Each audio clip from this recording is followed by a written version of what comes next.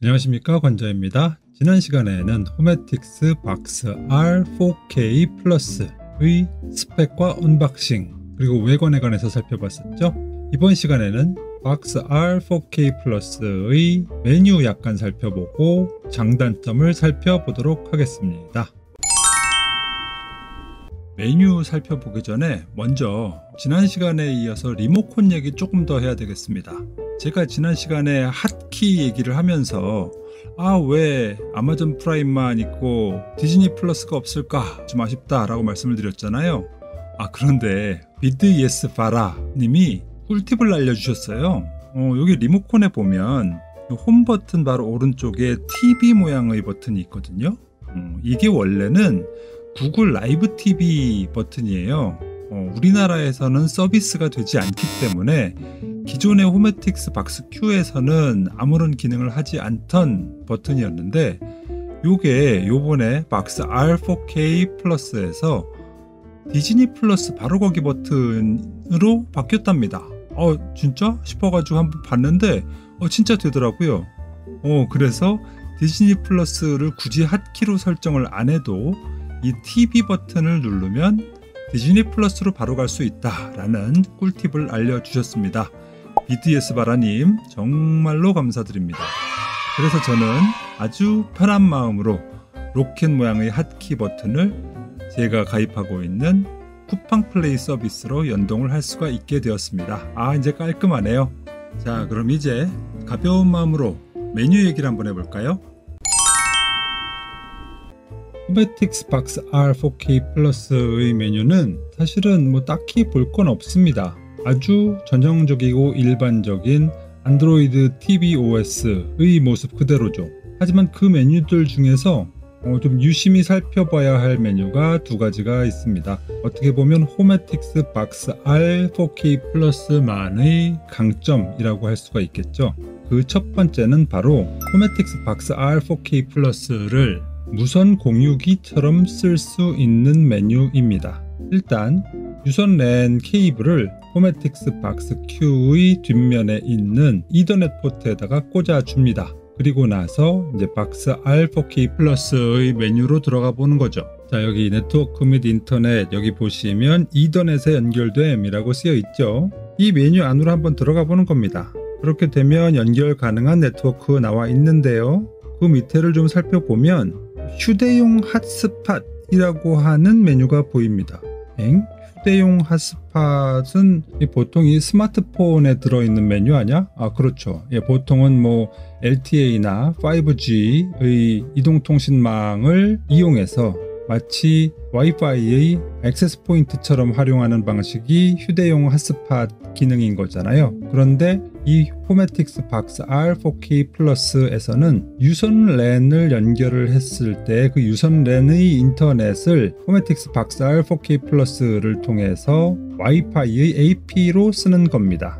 자, 한번 눌러서 들어가 보죠. 포터블 핫스팟 이네이블드 여기에 한번 체크를 해 주시면 핫스팟 네임이 나오죠. 즉 이걸 켠 순간 호메틱스 박스 R4K 플러스가 무선 공유기의 AP가 된다라는 얘기입니다. 그리고 아마 다른 연결 가능한 기기의 목록에는 핫스팟 네임으로 안드로이드 AP8416이 뜰 겁니다. 그리고 밑에 핫스팟 패스워드라고 나와 있는 메뉴가 보이죠? 지금은 표시가 이렇게 점으로 되어 있지만 실제로 요거를 딱 눌러서 들어가 보면 연결 가능한 암호가 적혀 있습니다. 그러면 나중에 스마트폰이나 기타 연결 가능한 디바이스를 연결을 할 때 이 핫스팟 네임을 클릭을 한 뒤에 거기에 이 패스워드를 넣어주면 연결이 되는 것이죠. 요 밑에 보시면 AP 밴드라고 나와 있죠. 2.4GHz 밴드라고 나와 있습니다. 즉 이 무선 공유기는 2.4GHz의 속도를 지원을 한다라는 것을 알 수가 있죠. 자, 그러면 이제 인터넷의 와이파이 연결이 안 된 꽁폰을 한번 가져와 봅니다. 자, 연결 가능한 와이파이 목록 중에 안드로이드 AP8416 보이죠? 요것을 터치를 하고 그러면 비밀번호를 입력하세요 라고 나온단 말이에요. 여기에서 아까 전에 호메틱스에서 제공이 된 비밀번호를 여기다가 똑똑똑똑 쳐 넣는 겁니다. 그러면 이렇게 안드로이드 AP8416이 연결됨 하고 나오는 것이죠. 이렇게 되면 와이파이를 사용할 수 있게 되는 것입니다. 즉 만약에 집에 유선 인터넷은 있는데 무선 인터넷 라우터가 없다, 액세스 포인트가 없다 라고 하시는 분들은 이 호메틱스 박스 R 4K 플러스를 사용을 하시면 유선 인터넷을 연결해서 무선 공유기로 사용을 하실 수가 있다는 얘기가 되는 것이죠. 괜찮은 기능입니다. 좋습니다. 근데 저한테는 딱히 소용이 닿지는 않는 기능이죠. 저는 이미 집에 무선 공유기가 이미 있거든요. 그러니까 굳이 이것을 따로 유선 인터넷을 연결해서 무선 공유기로 쓸 필요는 없습니다. 이것은 필요하신 분들에게는 꽤 유용한 기능이 될 것 같습니다. 자, 다음에 또 하나의 메뉴를 한번 볼게요. 리모컨에 있는 핫키 버튼을 어떻게 설정하는가인데요. 여기 기기 환경 설정 메뉴에 들어가 보시면 쭉 내리시다 보면은 리모컨 핫키 설정 기능이라는 버튼이 있습니다. 그러면 쫙 이렇게 앱들이 목록이 나와요. 자, 여기서 찍으면 이것이 곧 리모컨 핫키로 불러올 수 있는 어플리케이션이 된다는 얘기입니다. 예를 들어서 그래, 이 마크가 로켓 마크니까 쿠팡 플레이를 연결을 해볼까? 좋습니다. 그러면 쭉 밑으로 내리면 쿠팡 플레이가 보이죠? 이걸 설정하시면 끝이에요. 그리고 나서 리모컨으로 로켓 모양의 핫키를 클릭을 하시면 이렇게 쿠팡 플레이가 로딩이 됩니다. 너무 좋죠? 칭찬합니다. 좋은 기능 맞습니다. 메뉴에 대해서 추가적으로 몇 가지 더 말씀을 드리면 여기 네트워크 및 인터넷에 보시면은 여기 무선 인터넷의 목록이 쭉 나오는데 여기 보시면은 와이파이 6인지 5인지 4인지 버전이 다 나오고 있죠. 여기 보시다시피 저는 지금 집에 와이파이 6 라우터가 설치가 되어 있기 때문에 와이파이 6 연결이 되어 있음을 확인할 수가 있습니다. 그리고 또 메뉴 중에는 크롬캐스트 빌트인이라고 쓰여진 부분이 있습니다. 이걸 보더라도 크롬캐스트를 통해서 캐스팅이나 아니면 미러링이 다 가능하다라는 것을 알 수가 있고요. 다음에 DRM Info라는 앱을 통해서 DRM 레벨을 확인을 해보면 와이드바인 DRM Security 레벨 1임을 알 수가 있습니다. 자, 이 얘기는 무엇을 의미하느냐? DRM과 관련돼서 어떠한 제한도 없다. 즉 구글의 유튜브든 아니면 넷플릭스든 다른 여타의 서비스를 정상적인 해상도로 볼 수가 있다. 해상도의 손실이 없다. 라는 것을 알 수가 있는 것입니다. 자, 그럼 이제 호메틱스 박스 R 4K 플러스의 장단점을 한번 같이 알아보도록 하시죠.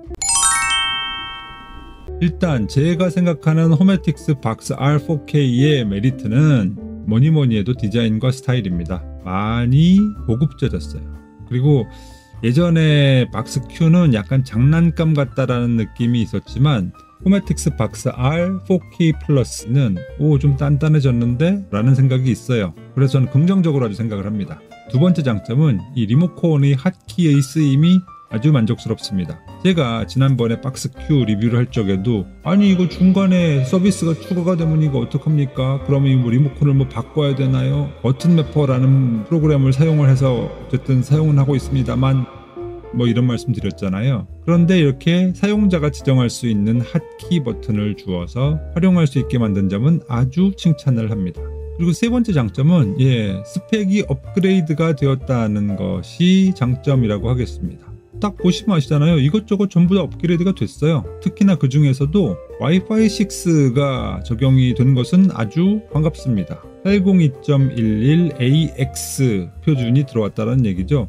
이게 기존의 와이파이 5보다 속도의 향상이 분명히 있습니다. 그래서 이왕이면 와이파이 6를 지원을 하는 게 좋겠죠. 그리고 AV1 코덱도 들어온 것이 아주 만족스럽습니다. 이 AV1 코덱은 특정 서비스를 위한 코덱은 아니고 서비스 제공자들끼리 얼라이언스를 맺어가지고 공동으로 개발한 코덱이거든요. 그런데 기존의 H264 코덱보다 효율이 30%가 더 좋아졌다라는 그런 얘기가 있습니다. 그래서 차세대 표준으로 자리 잡게 될 것이다 라는 얘기가 있어서 아주 기대가 큽니다. 현재 유튜브도 지원을 하고 있고 또 넷플릭스도 일부 컨텐츠가 지원을 하고 있다 하니 향후에는 아마 그 커버리지가 점점 높아질 겁니다. 그렇게 볼 적에 AV1 코덱을 지원을 한다라는 것은 환영할 만한 일이죠. 자, 그럼 단점은 뭐냐? 이 스펙이 업그레이드가 되기는 됐는데 그래서 반가운데 이렇게 딱 눈에 띄지가 않아요. 무슨 얘기야? 실제로 박스 Q와 박스 R의 성능을 한번 비교를 해보겠습니다. 눈에 띄는 변화라면 시스템 원칩의 사양이 한 단계가 업그레이드 되었죠. S905X3에서 X4로 업그레이드가 되었고, 또 램과 롬이 2기가 8기가에서 4기가 32기가로 업그레이드가 되었잖아요. 그리고 OS도 안드로이드 TV 10에서 안드로이드 TV 11으로 업그레이드가 되었고, 와이파이도 와이파이 5에서 와이파이 6로 업그레이드가 되었고, 이러니까 결과적으로는 전반적으로 시스템이 엄청나게 빨라져야 되는 것입니다. 즉 응답 속도가 되게 빨라야죠. 리모컨을 딱 누르면 바로바로 변하고, 또 스크롤을 내려도 쫙쫙쫙 넘어가고, 버튼을 누르면 바로바로 응답이 오고, 또 다시 시작 버튼을 누르면은 금방금방 꺼졌다가 다시 들어오고, 이렇게 돼야 되는 게 맞죠. 그래서 비교를 한번 해봤습니다. 일단 리부팅 속도를 한번 비교해보죠. 자, 왼쪽이 호메틱스 박스 R4K이고요. 오른쪽이 과거 버전인 호메틱스 박스 Q입니다. 다시 시작 버튼을 누르면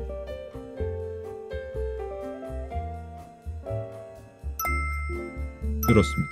부팅 시간 차이가 있습니다. 오, 괜찮아요. 딱 보는 순간 흐뭇합니다. 좋아요. 자, 그 다음에는 이제 메뉴에서의 이동 속도라든가 부드러움 같은 걸 보자고요. 먼저 넷플릭스부터 보겠습니다. 넷플릭스에서 아래 방향 리모컨을 계속 누르고 있을 때 과연 얼마나 화면이 부드럽고 빨리 넘어가느냐를 한번 살펴봤어요. 비교를 해보는데 약간 빠른 건 알겠어요. 그런데 뭐 그렇게 대단하게 빠르거나 대단하게 부드럽다라는 느낌은 사실은 별로 못 받았어요. 그냥 조금 빠르긴 빠른 것 같네. 근데 큰 차이는 잘 모르겠는데 이 정도 수준이에요. 자, 그러면 이런 세로 스크롤 말고 그러면 가로 스크롤, 즉 오른쪽 방향의 화살표 버튼을 쭉 눌러가지고 한번 얼마나 빨리 넘어가나 얼마나 부드럽게 넘어가나를 봤었는데, 그것도 역시 딱히 아주 대단한 차이는 잘 못 느끼겠더라고요. 이건 그럼 넷플릭스만의 종특인가 싶어가지고 디즈니 플러스도 한번 체크를 해봤어요. 디즈니 플러스를 아래로 한번 쫙 스크롤을 내려보면 이렇습니다. 조금 차이가 있나 싶은데 잘 모르겠어요. 그리고 가로 스크롤도 이것도 그냥 그런데 딱히 차이를 모르겠는데 라는 생각이 드는 거예요. 야, 이렇게 사양이 좋아졌는데 차이가 거의 없다고? 왜 이러지? 좋아요. 그럼 이제 본격적으로 성능 비교를 해보기 위해서 유튜브에서 YTN 실시간 방송을 틀어놓고 한 2000프레임 정도를 플레이한 다음에 유튜브의 전문 통계를 살펴보도록 하겠습니다. 지금 보면 박스 R4K 플러스나 박스 Q나 한 2000프레임 정도 동안에 프레임 드랍은 없습니다.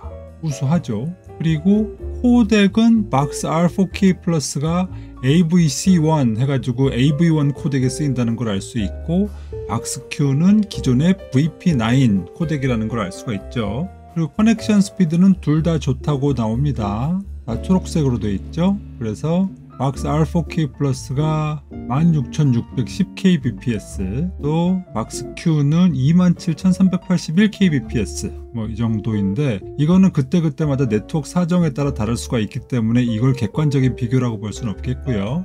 버퍼 헬스에 대해서는 박스 R4K 플러스는 버퍼가 한 18초 정도를 잡아두고 있고, 박스 Q는 28초 정도를 잡아두고 있죠. 자, 요거를 보면 성능이 박스 R4K 플러스가 조금 더 낮구나라는 것을 추측을 해볼 수가 있어요. 왜냐? 버퍼를 많이 잡지 않아도 중간에 끊김이 없다는 확신이 있으니까 버퍼를 짧게 잡는 거겠죠.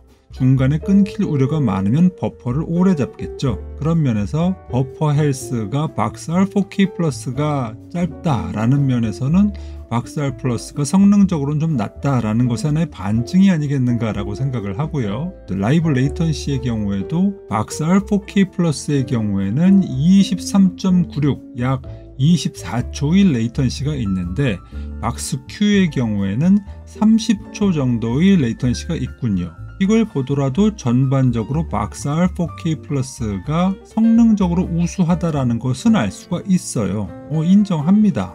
그런데 그 성능 차이가 아주 현격하다라고 보기는 좀 애매하지 않냐라는 거죠. 이건 마치 뭐 그런 거예요. 자식 새끼가 공부를 좀 못해가지고 뭐 난다 긴다 하는 뭐 1타 강사를 수백만 원을 들여가지고 불러와서 과외를 시켰는데 성적이 전교에서 꼴찌에서 두 번째가 되었다. 뭐 이래버리면 맥이 빠지는 뭐 그런 상태라는 거죠.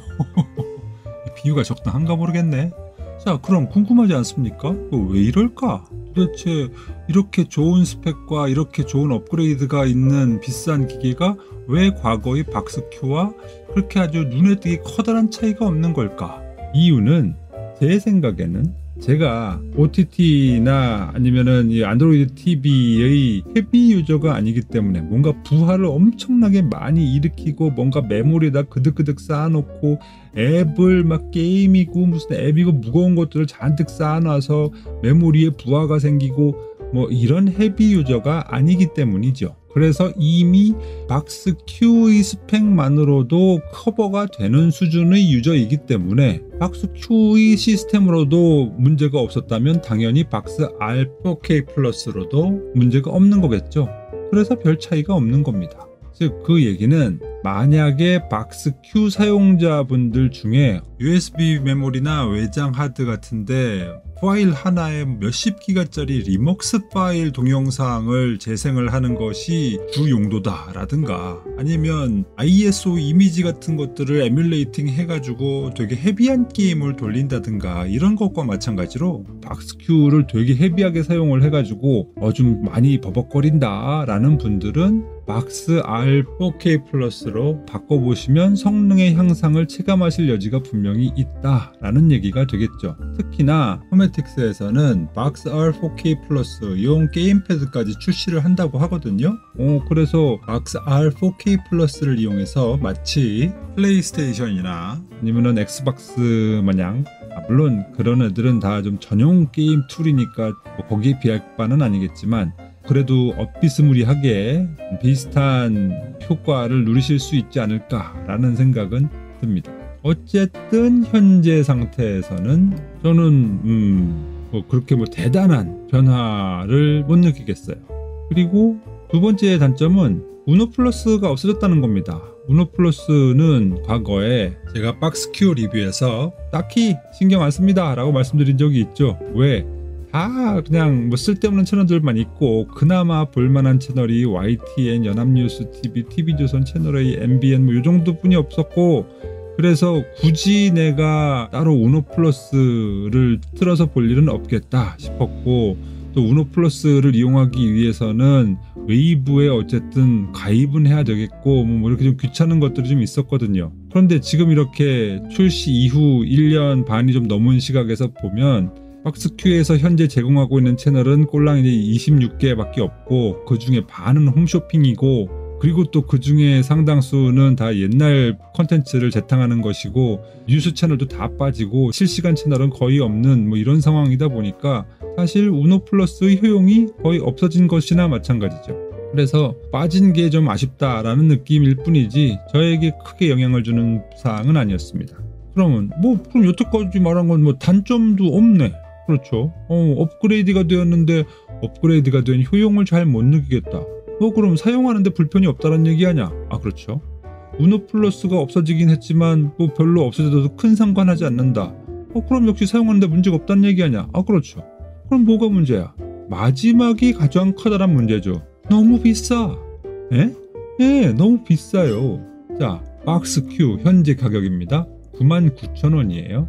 그 다음에 이것도 비싸다고 했었죠. 그래서 가끔 가다가 공동구매 이런 거 하면은 7만원대에도 나오죠. 그런데 박스 R4K 플러스 얼마입니까?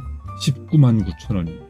얼마 전까지는 보상 판매를 했었습니다. 그래서 기존의 박스큐를 사용하던 분들은 박스큐 제품을 반환을 하는 대신에 박스 R4K 플러스를 123,000원에 구매를 할 수가 있었습니다. 저도 그 기회를 이용해서 박스 R4K 플러스를 구매를 했죠. 하지만 지금은 이 보상 판매 기간이 끝이 났네요. 하지만 보상 판매로 박스 R4K 플러스를 샀다고 하더라도 어쨌든 내 돈 123,000원은 나가는 거죠. 그리고 지금은 보상 판매 기간도 끝났으니 박스R 4K 플러스를 사기 위해서는 그냥 199,900원을 주고 사야 되는 겁니다. 뭐 어디를 보니까 할인해서 170,000원대에 파는 사이트도 있기는 한가 보던데요.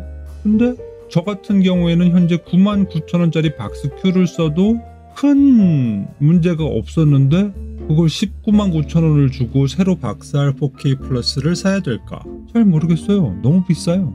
아닌데 그래도 나는 이 OTT 박스 중에서 완전 최고 끝판왕을 사고 싶은데 그러면 박스R 4K 플러스가 아니라 엔비디아 쉴드 TV 프로로 가야 되는 게 아닐까요? 물론 좀 더 비싸긴 합니다만 스펙의 수준에 관한 나름의 기준이 좀 확실하다고 하신다면 박스R 4K 플러스가 아니라 쉴드 TV 프로 쪽으로 가셔야 되는 것이 맞는 것이 아닌가라는 생각을 해보게 됩니다. 그래서 저는 이 호메틱스 박스R 4K 플러스가 상당히 좋은 기기임은 인정. 그런데 가격의 설정이 좀 잘못된 게 아닌가라는 생각이 들고 제 생각에는 한 15만원 언더 뭐 한 12, 13만원 정도가 돼야 되는 것이 맞지 않나 라는 생각이 사실 저는 들어요. 이게 과연 호메틱스 박스 Q보다 2배의 값을 주고 새로 살만한 물건인가? 호메틱스를 새로 구매하시고자 하는 생각이 있으신 분들이라면 차라리 그냥 박스 Q를 사시는 게 낫지 않나? 그것이 가성비적으로 훨씬 좋은 것이 아닌가 라는 생각을 하게 됩니다. 이게 제 솔직한 생각이에요. 그래서 호메틱스에 대해서는 이 마지막에 딱 이 가격 정책 때문에 여전히 저는 아까 마음에 좀 찜찜함이 좀 남는 그런 상황입니다. 그래서 호메틱스 박스R 4K 플러스 사 말어? 라고 물어보신다면 자신이 OTT 헤비 유저이고 유선랜을 연결해서 쓰고 싶고 집에 유선랜은 깔려 있는데 무선 공유기가 없어서 집에서 와이파이를 이용하기 위해서 무선 공유기도 하나 살 생각이 있다. 또 집의 와이파이가 빵빵한 와이파이 6를 지원을 하고 있고 USB나 외장 하드와 같은 외부 저장 장치에 담긴 동영상을 볼 일이 많다. 그리고 홈시어터를 구성해 놨는데 최신 돌비 비전과 돌비 애트모스를 완벽하게 구현하고 싶다 라고 한다면 박스R 4K 플러스를 사시는 것이 좋겠습니다. 그런데 다 좋은데 헤비 유저는 아니다. 그냥 아주 라이트 유저다. 그리고 나는 마이크로 SD 카드에 담긴 동영상을 볼 일이 되게 많다. 또 우리 집에는 이미 무선 공유기가 있다. 그래서 따로 무선 공유기 뭐 또 살 필요 없다 라고 한다면 그냥 박스 Q 정도로도 좋을 것 같다 라는 생각이 들고요. 아니야, 나는 유선랜도 필요 없고 그냥 와이파이 쓰고 있고 USB나 아니면 외장하드 이런 동영상 안 써. 그냥 OTT만 이용할 거야 라고 하면 크롬캐스트 4라든가 아마존의 파이어 TV 스틱 4K 맥스 뭐 이런 것들이 오히려 가성비적으로는 더 나을 수 있다 라는 생각이 듭니다. 자, 이 정도로 신제품인 호메틱스 박스R 4K 플러스에 관한 리뷰를 마치도록 하겠습니다. 여러분들의 선택에 좀 더 도움이 되셨기를 바라겠습니다. 오늘도 좋아, 괜찮았어, 아주 유익한 걸 박스R 4K 플러스에 대해서 제대로 알려줘서 고마워 라는 생각이 드셨다면 구독, 좋아요, 알림 설정 부탁드리겠습니다. 저는 그럼 또 다음 시간에 찾아뵙도록 하겠습니다. 감사합니다. 누구냐 너? 감자